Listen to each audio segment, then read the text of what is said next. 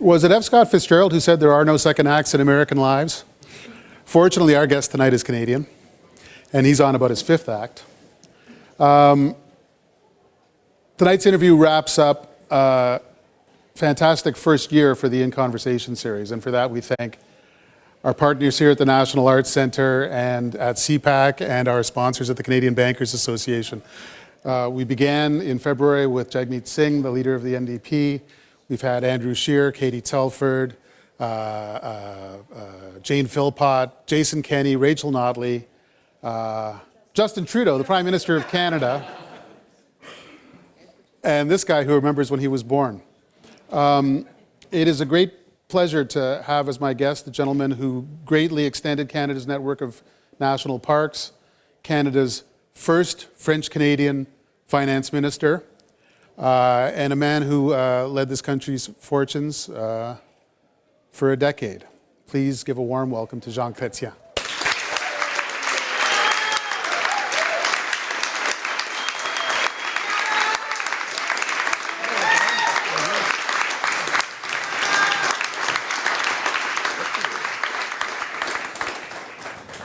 What on earth do we have to talk about? I should mention, because I was an author once myself, that this man has a book out. It's called My Stories, My Times. It's published by my friends at Random House, who published one of my books, and it's Christmas, so you know what to do. How have you enjoyed your book tour, sir? But it's fun to moving around. I have occasion to meet people like that and to sign books. And, you know, it was launched on the 25th of October. It was 25 years I had been elected Prime Minister. And so it was a good occasion. We had a party here with the people who were around me at that time. And since that time, I'm giving interviews here on the French network and so on. And it's fun, you know, for me. I'm not in charge of anything anymore, but my own life. And so I'm very relaxed. It's a very different kind of book. It's basically just stories from the road. What can you say about the book in general? But as I wrote in the book, one at night with my family, my grandchildren and so on, and my kids, after a nice dinner, I become sometimes a bit talkative. And so I tell all sorts of stories because I've been around for a long time. And my grandsons, one of them said one day, he said, "Grandpapa, these stories will be lost. Why don't you write them down?" But I said, "I'm not a writer." But he said, "You already had 2 books. Why not try a third one?" Oh, no. But I said, "No. But, I will think about it." And I went home, and suddenly I wrote the first story that is about an ambassador, a story that is not well known in Canada, that was kidnapped in Peru, and it was for months with the terrorists and so on, and it is a very telling story. So I wrote it down. And after that, I wrote couple of them, and I wanted to have about 600 to 800 words per stories. But eventually I got used to it, and the more I moved, the longer it was. And I wrote last year, 49 plus the introduction and the closing. And I wrote at the beginning of the book, I said, when I was tired of the nonsense of Donald Trump, I would go to my table and gain back my serenity. And you take my pen, and I wrote that book that way. And enjoy it. After a while, I said, I'd like the people who read this book to read 40 pages, put it on the night table, close the light, and fall asleep smiling.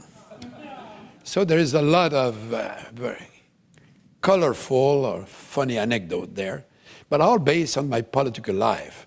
And I hope that the people will buy it, will enjoy it. But for me, I had a lot of fun doing it. Now, since you've left office, I run into you every once in a while here in town. And I remember that a few years ago, I was having lunch at a sushi restaurant here on Queen Street. And you were there, and you came over for lunch. And I was with people from this National Arts Center. And you told a story about the arts and about Bill Clinton and Ernesto Zedillo that I actually sometimes steal that story when I'm giving a speech myself, but I thought I would ask you if you would tell it yourself. But you know Stéphane Dion. I know him well. And Stéphane was a kind of serious guy. And he had organized an international meeting on federalism. And he wanted to promote federalism and so on. And he was minister responsible for that. I was in agreement. So someday he come to me and he said, Prime Minister, I've organized a big meeting in Montreal, but I need somebody to open the convention and some to close the convention. And I need your help. Oh, really? He said, I'd like to have Bill Clinton to open it and Zedillo from Mexico to close it. Oh, really? I said, these guys don't go and make speeches anymore, you know, it's very complicated. But a good coincidence, Clinton was coming in town to open up the embassy. So I said, why don't we go and play golf in the afternoon in Mont-Tremblant? But when arrived, why not take an hour to make a little speech? And he said, yes. So I had hooked Clinton. Now I needed Zedillo.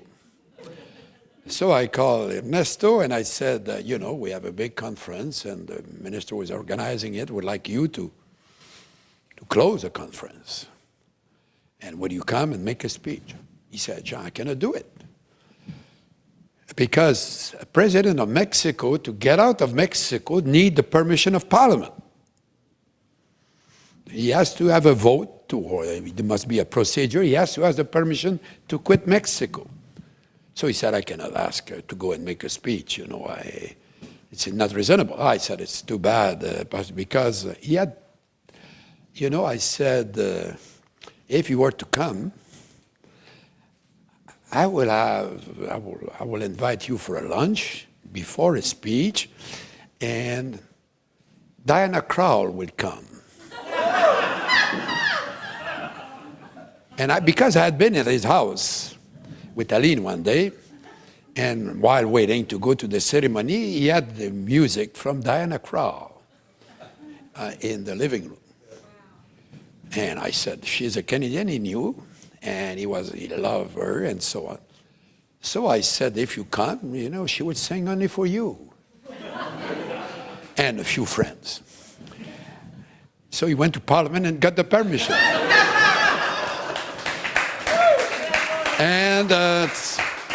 And when he arrived at 24 Sussex, I put the chair next to the piano, and we were but a bit further. So, and Diana will ask him, Mr. President, what do you like me to sing now? And then we got to play that. It was a great evening, and it was a very good occasion because she came, and it was the last time that his mother could get out before passing.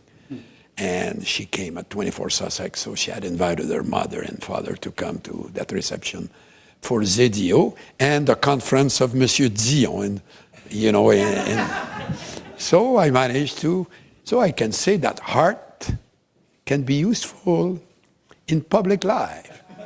And music permit me to have Zedillo to come to Ottawa to speak for Monsieur Dion. But I guess he was a bit more interested in Diana Krall. Well, she often helps. Personal connections and these personal interactions among leaders also make a difference. And one of the stories that keeps coming back and back in your book is your relationship with Jacques Chirac, which did not start well. You were... How did you get to know Chirac? But I met him once, I guess, when I was in Paris as mayor, but it was socially. And when he became president, you know, when I became prime minister, Mitterrand was the president, and in the spring of '94, I guess, Mitterrand, or I think it's 94, Chirac became the president. And I met him in Paris, but no big business. And when came 95, he made some statement that I didn't like very much about the situation in Quebec. And so we were in Cotonou, in Africa, at the summit of the Francophonie. And in the speech, he had said something that rubbed me in the wrong side a little bit too much. And, he is a Gaullist, and so he was flirting with the separatists, and Landry was there bragging because they had come close, so he claimed. And that, so at one time I explained to Chirac, what it is to be French in Canada. And I said, not only we, the French, we have survived very well because we are in Canada. There's hundreds of thousands of Anglophones who get French immersion and become, read books in French and they speak French and so on. It's one of the few places in the world where the French language is growing. And I said, more or less at one time, to explain all that to him at length. He was sitting there, and he has all his bureaucrat. I had all my bureaucrat, and at one time I got up, stood right in front of him, like that. Chirac was there. I said, what do you really say, Mr. President? If I were to come here, si je venais à Paris et je criais, vive la Corse libre. And he was there. Pelletier had his head in his hand. All the bureaucrats wanted to go under the rug. But I had spoken my mind. And Pelletier said it the moment he started to respect you. And if you read the book, I talk about the visit of de Gaulle. I was a minister that time, in 1967. And I put at the end of the book the speech that Chirac had 3 days before I left politics. I think it was the 10th of December, 2003.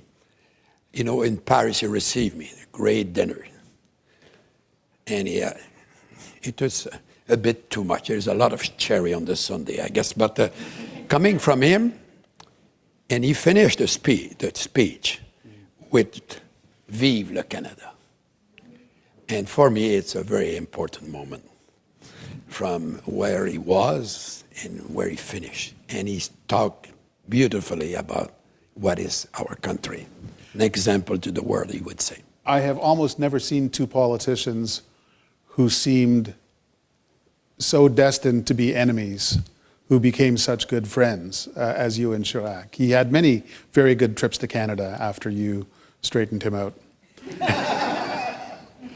Oh, one day I had him in the north. He had a very liking for the north of Canada. He was intrigued by that. And he has a museum in Paris, le Musée des Arts Premiers. And he asked me to help him because he wanted to have some art from the old Eskimo and Indian art, native art and so on. And he got him in. Personally, he was interested in that. So we helped him. And there was a Canadian lady in Paris and who knew and spoke some Eskimo. And he met her a few times to discuss the North. And he came in the North. And he was very impressed by that. And I was telling him, why I'm a Canadian is that this is my country. I'm from Quebec. But all the beauty you see here, I don't want to lose it. You remember they were making fun of me when I was telling I don't want to lose the Rockies, because I don't want. It's part of our culture and our image and the beauty of this land. And he was there. So we were having a private dinner in Frobisher, Iqaluit today with a nice private home. And we're the four of us, his wife, Aline, and Jacques and I. And suddenly, the sky started to dance. Des aurores boreales. It was fantastic. So we went out and I said, this is federal responsibility. The weather is federal responsibility. I couldn't have organized it better than that. And after that, I took him in the fjord, this national park that I created there. And he was very, very impressed. But the funny part is there's not many tourists there in the summer. And there was a tent. So we're in a helicopter, big helicopter. So I got a tree. I said, I will go. We landed in front of the tent. It's not in the book. It's for the next one. And when we landed, Chirac, the President of France, and we went to the tent and we knocked at the door of the tent. And two ladies from Saskatchewan who had been there to be alone were confronted with the President of France and Prime Minister of Canada. It's a pretty good story to tell, I guess, huh? Yeah. I suspect that they've talked about it a little bit in Saskatchewan. You mentioned at the Vive la Corse Libre speech, you mentioned Pelletier. This is Jean Pelletier, who was your chief of staff, had been the mayor of Quebec City at the same time that Chirac was the mayor of Paris. But you and Jean Pelletier went back a long time. This was news to me when I read the book. Oh, we were at college. I had been kicked out of Joliette to go to Trois-Rivières, and he had been kicked out by the Jesuits in Quebec to come to Trois-Rivières too. And we end up next to each other in a dormitory. There was bed. I was 6 feet tall and him too. So there was a section for taller bed. So we were next to each other. So we became friends there. And at that time, and we always remained good friends. And so we had a lot of fun. And in the book, I talk about when I met Duplessis for the first time. The premier of Quebec in the 50s. He was the premier of Quebec. He was a, very conservative premier, but he had a great sense of humor too, and he was kind of funny. And so when I arrived, shook hand. Your name? Jean Chrétien. Chrétien? Oui. Shawinigan? Oui. Ton père, c'est Voilier Chrétien? Oui, Monsieur Duplessis. Ton grand-père, c'était François Chrétien, maire de Saint-Étienne-des-Grès? Yes, Mr. Premier. You're a goddamn red, he said. T'es un maudit rouge. And there, right after that, Pelletier was next. And Pelletier knew him because the Minister of Finance for Duplessis was Onésime Gagnon, who happened to be the Jean Pelletier uncle, who became, after that, the Lieutenant Governor of Quebec. So Pelletier said to Duplessis, Monsieur Duplessis, your college is breaking your laws. What? Yes. You're breaking your laws. How come? Duplessis had passed a law in Quebec making illegal margarine because he wanted to keep the market for the farmers producing butter. And the farmer tended to vote a lot for him. So the hell with the consumers in New York, in Montreal, So he was not winning in Montreal, so he had passed that law. Duplessis says it's impossible.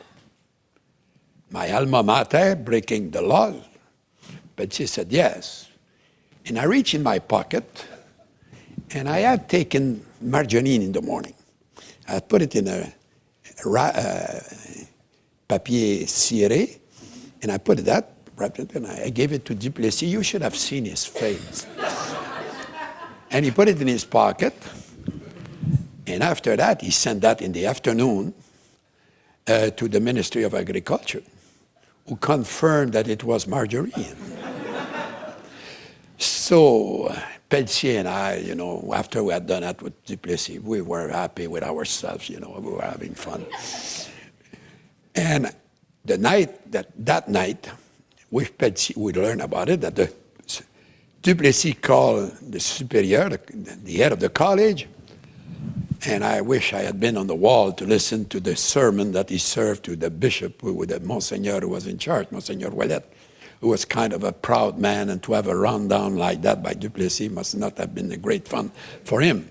And in the morning after that, when we arrived in the refectoire for our breakfast, Petit was sitting in front of us, and suddenly arrived a quarter of a pound of butter for the two of us, and we have not seen margarine for the rest of the year in the college. So all my friends were very grateful for what we've done. Let's fast forward a little bit to your first election to Parliament. You once told me that your political style has a lot to do with what was going on in Quebec when you first ran. You were running against the Crétistes, you were running against a populist right-wing party, and it was not obvious that you would even win that first election. And that drove some of your political choices, some of your stylistic choices. But it was a rural riding who had some very big difficulties because Shawinigan was a very prosperous city before. It was the place where we had a lot of industries there because it was the time of electrochemistry. And Shawinigan Falls, it was the first big fall dam in Canada. So the industry had come to have cheap electricity. Because if you were in Montreal, you had to pay in those days for the transportation of electricity from the site to the city. With the nationalization, that disappeared. And eventually, the petrochemistry replaced that. So it was a city with difficulty, and it was difficult to be elected there. And Réal Cahouette was from Shawinigan. And he was extremely powerful and colorful, and he managed to take the first election in 92. In 62, rather, he got 26 seats in Quebec. It was a shock, He is the one who defeated effectively Diefenbaker, because he took all the Diefenbaker had 50 seats in Quebec in 1958, and the Liberal gained a lot more, and I think that we finished with 5 Tories only. And that was the end of Diefenbaker because of Réal. But it was very colorful, and I talk about it in the book because, he can be very funny. One day he said to me, Jean, we were such liberals in my family when I was a kid that, we, the Roman Catholic, in those days in rural Quebec or in many families will recite the rosary after dinner. The people will go in the living room and go on their knees and recite the rosary. And at my home, we were not doing that, but we were Catholic, but, a bit less devoted than some of the neighbors. And Réal said we were praying. And we had a crucifix on the wall and a portrait of Sir Wilfrid Laurier, and we never knew which one were praying.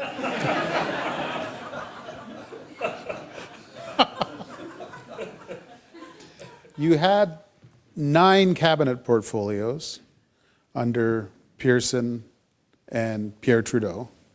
In the book, you write that it was Indian Affairs that was the most rewarding, but it was also one of the hardest. It was hell for part of it. I wonder, it's kind of a paradox that it was one of your most difficult files and it was one of the ones that helped you grow as a politician. Yes. When Trudeau proposed to me to become Minister of Indian Affairs, I could barely speak English. My English was very deficient, and apparently it's still a bit deficient, but the people understand anyway. And so I said, I've never met an Indian in my life. And he said, John, exactly. At least with you, nobody can say you have any prejudice. You're from rural Quebec, you're coming from a large family, you're not from a rich background, and I have the feeling that you will understand them better than anybody else. And I became Minister of Indian and Northern Affairs. And I was there for the longest serving minister. I make the joke, but it's within days quite right. I was there 6 years, 2 months, 3 days, and 4 hours, and enjoyed them. But it was tough. And at one time, Trudeau, after 4 years, because I had to travel everywhere in Canada, the North, the Northwest Territories, Baffinland, the Yukon, the Indians all over Canada, and I had a family. So Trudeau, after 4 years, said, Jean, you know, I think you work enough. I would like to give you a break and give you something else. So we discussed another portfolio, and he called me back. He said, would you stay in Indian Affairs? But he said, because I asked I informed the Indian chiefs that you were going, and they said they prefer to keep you. So I said, okay, Pierre, I will stay. So when I met the leaders, I said, how come you want me? You always gave me hell in the press and complaining about everything and having strikes. Oh, yes, but we prefer to deal with the devil we know than the devil we don't know. So I remained another 2 years and a few months in the Department of Indian and Northern Affairs. And it was because it is a very difficult problem. And it's evolution. And they're trapped. You know, because they know that hunting and trapping, there's no future into that. But we keep them on reserve. At one time, I wanted to abolish them. They prefer to keep them. But some places, there's not much you can do in terms of economic development. And I was helping them, you know, giving them housing and education, schools and, you know, hospitalization services, a small one for the reserve and so on. So I had to deal with education, health, housing, economic development, cultural program. For example, I'm the one who started to teach them some of the traditional habit, or like hunting and fishing, some course on that. I introduced the possibility of learning some of their traditional languages and so on. So it was the cultural element. How can you, I was telling them, you know, be proud of your difference. It's not a problem. In Canada, we celebrate differences, but be proud of that. And I was trying to help them to understand better their history and their background and so on. But join the great Canadian family too. You know, it's not incompatible. And that was, like I say in Quebec, you know, I have no problem. My identity is clear. My country is Canada. My province is the province of Quebec. My language is the French language. My religion is a Roman Catholic Church, and I'm not confused a minute.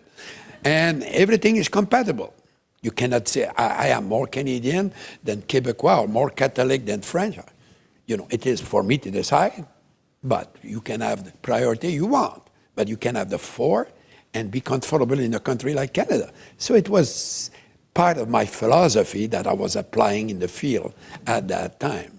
The reason that story about Indian affairs, we would call it Indigenous affairs today, stuck out was because you faced controversy, you introduced the white paper and then had to withdraw it.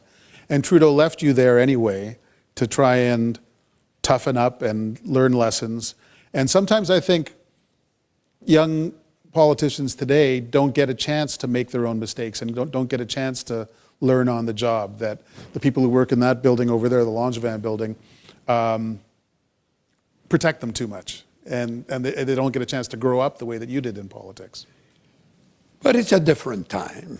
You know, when I was Prime Minister, I had a different technique that they have today. And this, you know, probably it's based on what happened under Harper. Everything was extremely tightly controlled. And I think that Trudeau is less controlling, but he's still apparently too. Me, I had been, one a great advantage I had. I'd been minister, you know, in 9 different portfolios. And I knew what it is to be a minister. And one day, Trudeau, I was Minister of Indian Affairs. Trudeau called me and he said, Jean, you have not talked to me in a year. Oh, really? I said, why are you not talking to me? Because I don't want to bother you. And as you're not bothering me, I'm quite happy. And, you know, so, you know, I'm trying to do my job. And he told me this. That was a great lesson. He said, if they were all like you, it will be so easy to be prime minister. Because, so he let me decide to, I consulted him, he was informed on the question of, the problem we were facing on the native situation is at the UN. Raymond Chrétien, the ambassador, who happened to be my nephew, but he was a professional diplomat, was at the UN as a young lawyer. And when they were debating apartheid in Africa, he was told by the others, shut up, Chrétien. You do the same thing in Canada with the natives. You have reserve, you have an Indian Act, you have a Department of Indian Affairs. So we have no lesson you cannot teach any lesson to the others. And it was in some ways right. But for me, now they cannot say it's an apartheid system anymore because I offered to abolish the reserve. I offered to abolish my own job. And they said, no, we want to keep the old system. So I withdrew. Oh, there was some guys like you who wrote bad thing about it for a while, but, you have to earn your living. And because if you write a good news, it's not a news. They don't publish it. So you have to find some bad things to put in. Absolutely. And so, I tough it out. And it's why, when ministers are more freedom, they produce better. That is my experience. Anyway, according to Pierre Trudeau. When you became prime minister, you had John Pelletier as your chief of staff, you had Peter Donolo keeping the reporters in line, and you had a man in an office who was being paid $1 a year to give you advice. This was Mitchell Sharp. Yeah. For younger people who aren't as old as you and me. Remind everyone. I'm much older than you. I thank you for saying that, sir. Sometimes it's not obvious. Who was Mitchell Sharp, and why did you have him on staff? Mitchell Sharp, when I was elected, I was 29. And very rapidly, Mr. Pearson made me his parliamentary secretary. But one thing that, and after that, when we were elected in 1965, before my second election, I was already the parliamentary secretary to the prime minister, who was 31, I guess. And when we came back, he said, Jean, I would like you to become parliamentary secretary to the Minister of Finance. And if you work well, as I've seen you can do, he said, you might become the first French-Canadian Minister of Finance. So I went with Mitchell, who was Minister of Finance. And so Mitchell, his wife's health was not very good. So he will have his wife in the office. And at that time, Parliament was sitting at night, Monday, Tuesday, and Thursday night. So we had to stay there in case we had votes. And when I was parliamentary secretary, we were minority government, so we had to hang around all the time. And so I would go in his office. His wife will be there reading, and and he will work in his office. And for me, my wife was in Shawinigan. My family was not with me here. So I spent my night with him, discussing the day and chit-chatting about politics, administration, and so on. So he became my mentor. And he had been the deputy minister of the most important minister under Saint-Laurent, CDR. He was in trade and commerce.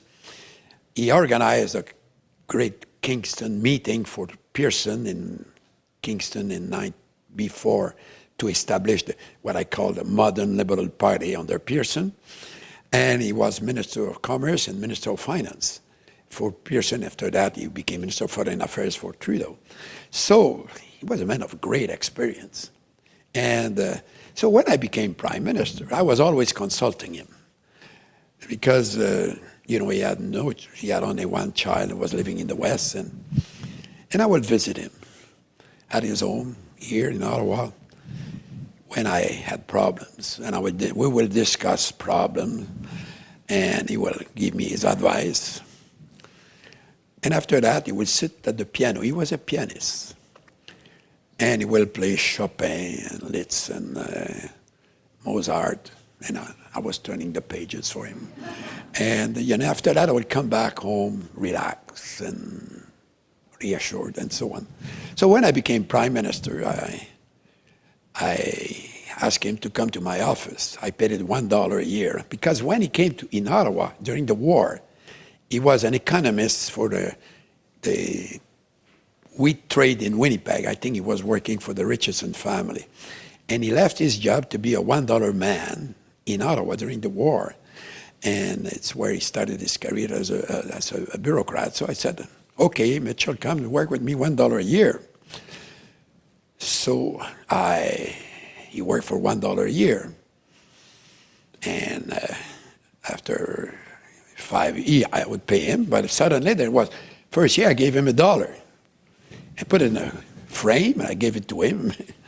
And but for the last year, he was making jokes. He did not pay me for my last 5 years. But I said, Mitchell, it's not about 5. It's only 4.5, jokingly.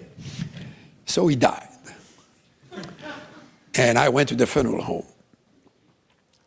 And his son told me, he said, his father had told him, Jean not paid him the last $5. So Mitchell was there. I wrote a check to Mitchell Sharp, $5 last payment. And I put it in his pocket here. And his son said, can I keep it? Of course. And he never cashed it, so it cost me nothing.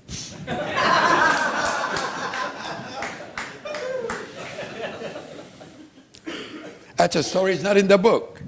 My God. We got like a bonus. There's so many ways I can go with that anecdote. Let's go this way. You and he were not like normal liberals in that you didn't want to spend every dollar you could. You know, it's amazing. When the Tories are in power, we have deficit. I am fiscally responsible and socially preoccupied. You know, that is what is a real liberal. Because when I'm traveling the world, the people ask me, they say, what is a liberal in Canada? If you're in Europe, a liberal is seen as a conservative. In the United States, is a left-winger. So I have to explain what is a liberal in Canada. I would say, if the people on the right says of you, you're a left-winger, and if the people on the left says you're a right-winger, you're a good Canadian liberal Chrétien, you know, right in the middle. You borrow, you know, balanced judgment, you know, moderate in everything, able to not, when you're doctrinaire, you get trapped with your doctrine, you know, and you lose flexibility. For me, sometimes you heard that in the house, people were blaming you, Chrétien, you're stealing my ideas. You know, the NDP would say that, and the Tories would say the same thing. And I would tell them, if you don't want me to steal your ideas, shut up. You're telling me now, do it and do that, and I do it, and they say, you're stealing my ideas. So if you have a good idea, and I'm there, it's better to shut up, because I will take it. And during this very long career in federal politics, serving under 2 prime ministers, opposition against Mulroney for a little while, and then your own decade in power, twice during that whole period, you were tempted to go to Quebec politics and become a provincial politician. The first time, it was René Lévesque who invited you to come. yes. I actually didn't know that story. I read that in the book. Tell me about that one, and then, to me, almost the more interesting story of after Bourassa. But what happened is that in 1963, I got elected. Lesage, it was, you know, was seen as a very progressive government that he had in Quebec and so on. And in my provincial riding, we had the Minister of Justice, René Hamel, who for some reason decided to quit politics, and then we had a by-election. And in the St. Maurice Valley, it was the kingdom of Duplessis. There was only one riding that was always liberal. It was my riding, despite of Duplessis. So the liberals in Quebec said, we want to try to gain seats in St. Maurice Valley, and they were told that I was the best to do that. And René Lévesque had been charged to run the by-election. So he called me and asked me to visit him in Quebec, and I met him, and I met with Lesage and so on. And I decided not to go. But I talk about it in the book. That the first time I refused, and I wrote in the book that at one time in the discussion I had with René Lévesque, he said to me, Jean, I said, I was bargaining, I'm not stupid. I said, yeah, but I have a good job in Ottawa and I'm doing well. I'm already president of a committee. It was in 1965, 64, I guess, December 64. And that, so I have a future there. And Lévesque said to me, Jean, you have no future in Ottawa. In 5 years, Ottawa will not exist for us anymore. I said, what? He was admitting to me that he was a separatist. And I said, I'm no separatist. I don't want to hear anything about it. Oh, he said, forget about it and join us anyway. But I remembered.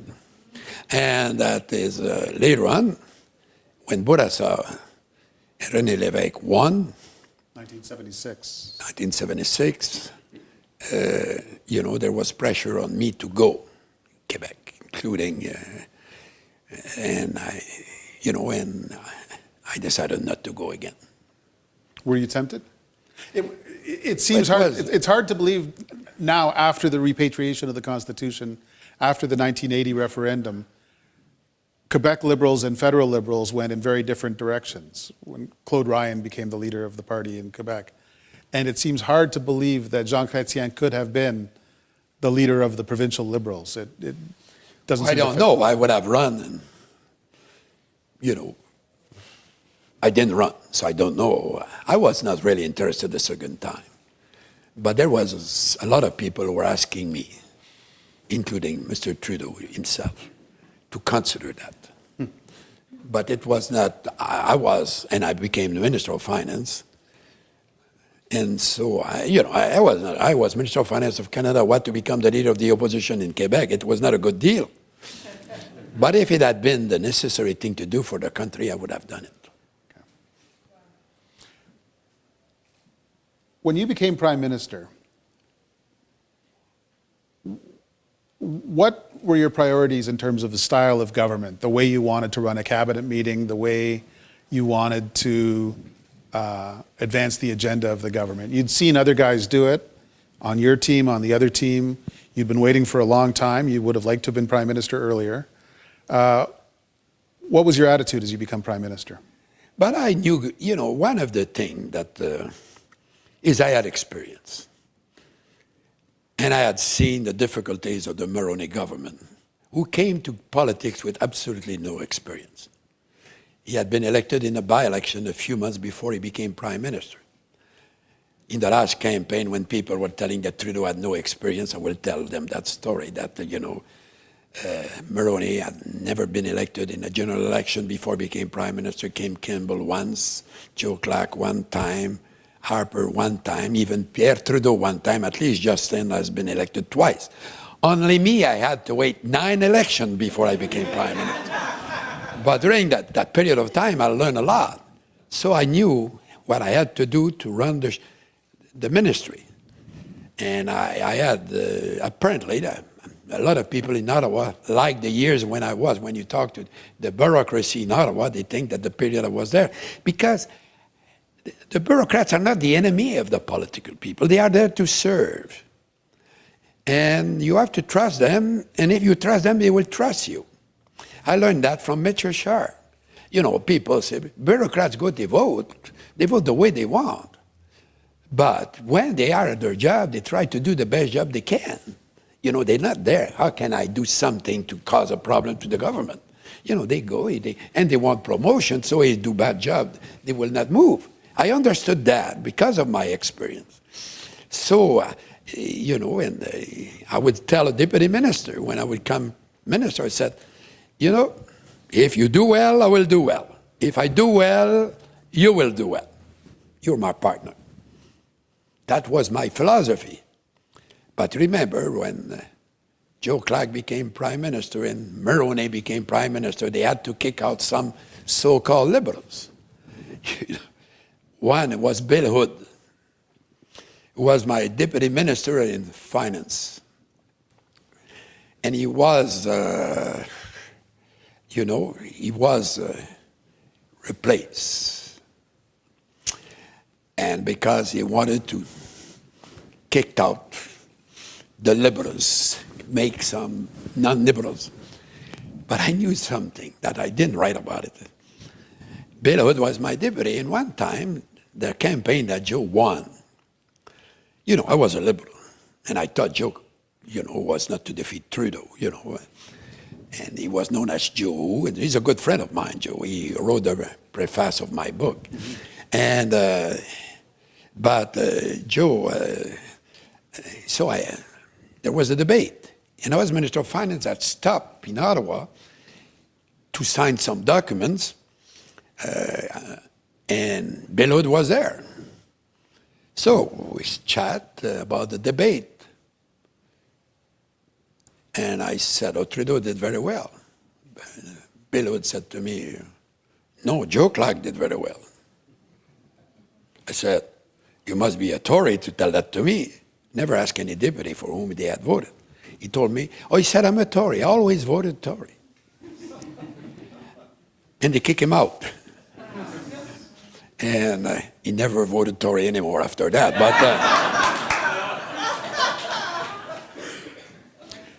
Okay, so you left office in 2003. You've had a good 15 years out. So I appoint you Prime Minister of Canada. What are your priorities, Mr. New Prime Minister Chrétien? What are the challenges that Canada faces in the world? What are the opportunities that need to be chased? You guys, you always wrote about me. I had no vision. You must have written that many times. Probably. Well, Slow news day. so my goal was to make Canada the best country in the world, and I had no vision. Imagine if I had a vision. So you're there to make the country the best you can, and you face each challenge. There's not one problem. It's plenty of problems. Every day you have different problems, and you have to make the right decision. But in life, you always have to make a right decision. You get in your car, you're on a road, if you turn left, you hit a truck. So it's better not to turn left. You have to stay straight or turn right. So, every decision has to be the best you can. So that was my approach. I wanted Canada to be the best. So each problem, I will handle that. As I told you, for me, some people on social programs, I was considered as a left-winger. And when I balanced the book, the first money I gave was money for the art, in the budget of Sheila Cobbs. You people were all surprised.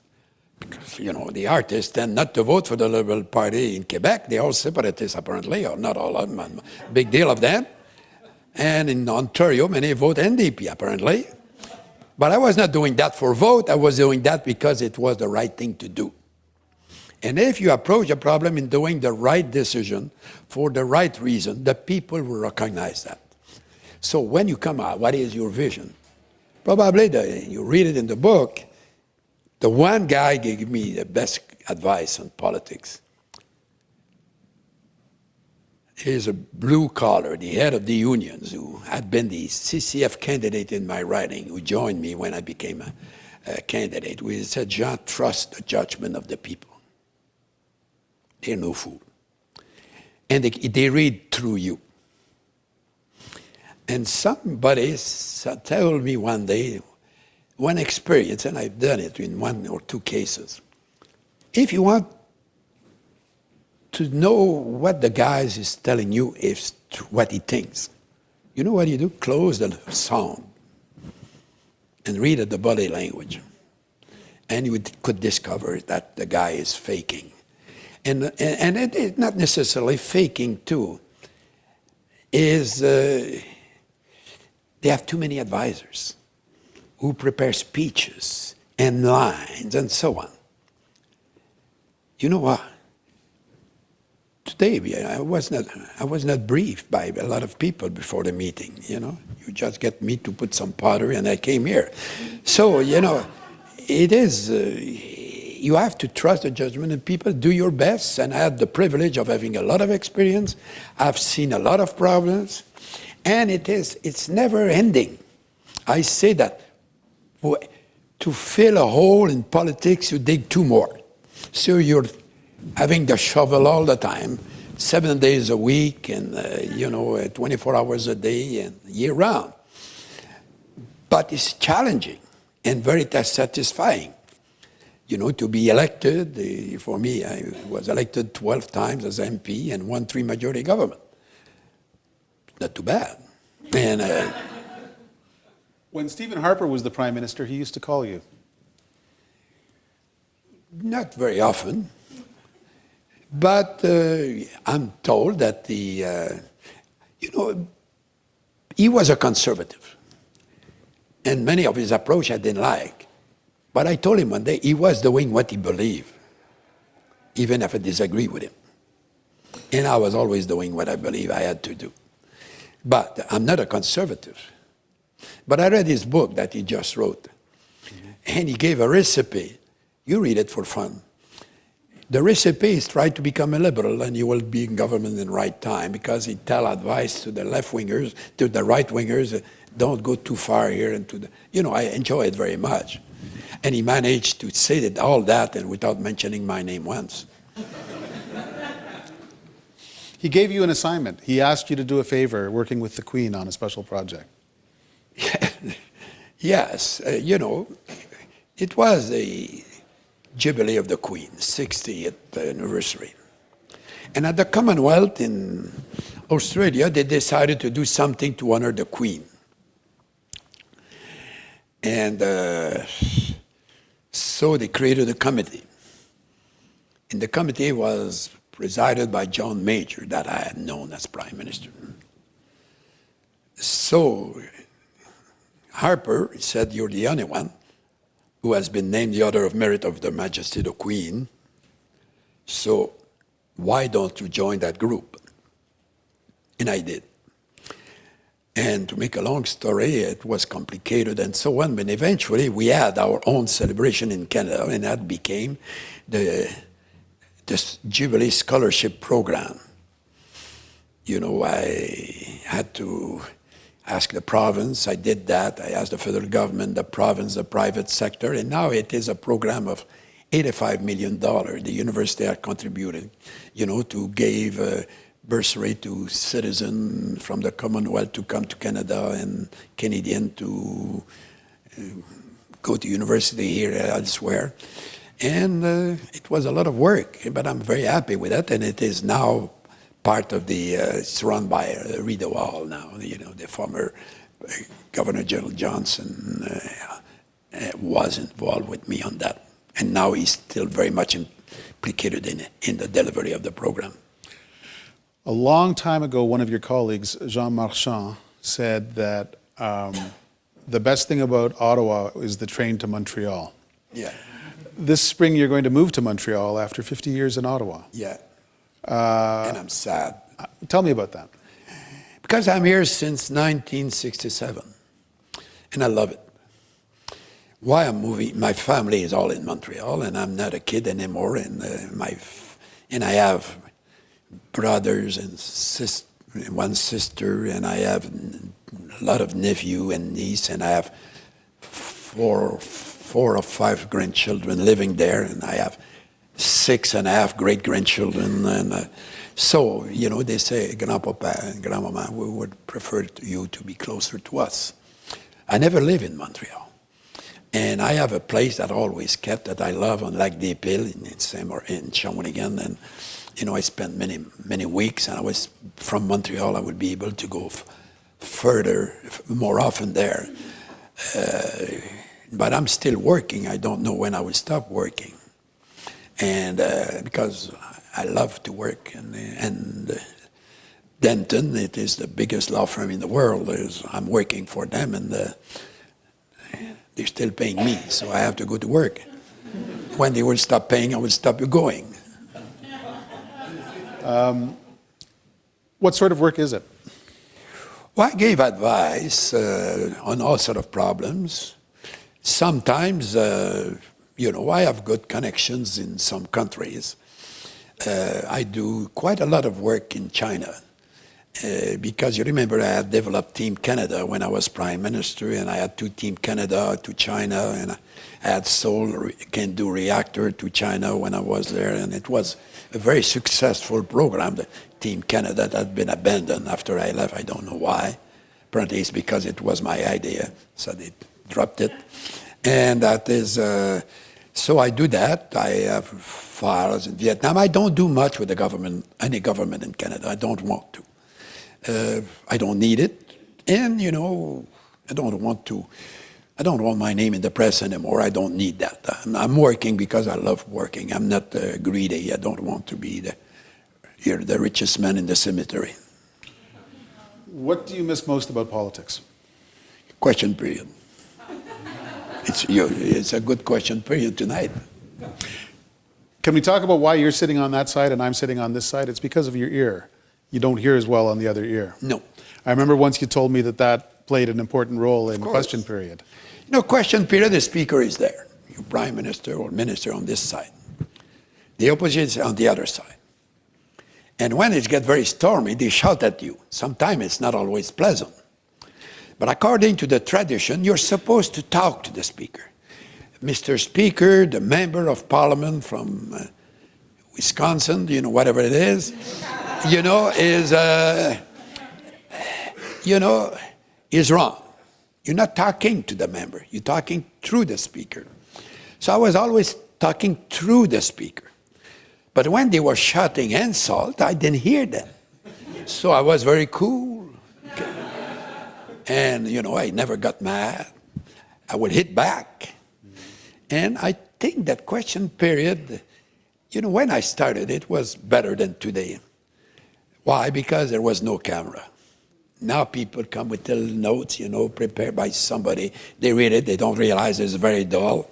And, because it's not everybody who have a degree in political science from Oxford, So you're talking to the people. So in the old days, there was no camera. Nobody had the right to read a speech. You had to get up and speak. You had to debate. Minister of Finance and speech of the throne, but the long speech written was virtually not done. And the better members were those who could get up on their feet and speak. And I was doing a lot of it when I had the chance. And we had a speaker at that time, was Maclean, who had been a backbencher on the time of Saint Laurent from Montreal. He was a great gentleman. But probably he was frustrated because he didn't ask enough questions. So for him, every member of parliament at that time was all equal. Whatever the liberal, conservative government, he would give the floor according to his own rules. So he would give me the floor often. Because, probably he thought it was, and my neighbor was Auguste Choquette, who was very colorful. So the two of us, we were both young. And we had a lot of time in the house, so I learned to be comfortable in the house. So for me, question period was not a problem. Apparently, some of my predecessor and successor didn't like it. For me, going to the question period, it was not fun, but a good challenge. And when it was over, you tend to ask your staff, was it all right? For me, I didn't have to do that. Because we are out of time. I would just do that. If it was dry, I'd done well. If it was wet, I had failed. I survived tonight. Very good. I want to thank you for taking the hour to talk to us tonight and for all of your service to the country, sir. And I want to thank our crowd for joining us. And of course, our partners at the NAC and at CPAC, our sponsors at the Canadian Bankers Association. We've got a reception at the other end of the hall. I hope you'll join us. And for now, thanks very much and good night.